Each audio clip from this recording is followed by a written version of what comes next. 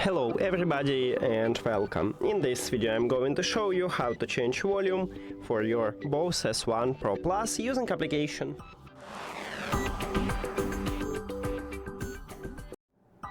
And you have to start by open the application.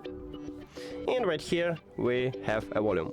We will use a third port because we connect it with a Bluetooth. If you connect it with a jack or mini jack, you will also use just this third one, so we don't need these two ports. Now, firstly, select a volume by just click on it, and right here we have this wheel. To increase the volume, you need to slide up. And as you can see, we just increase it. And to lower, just slide down. And that's it.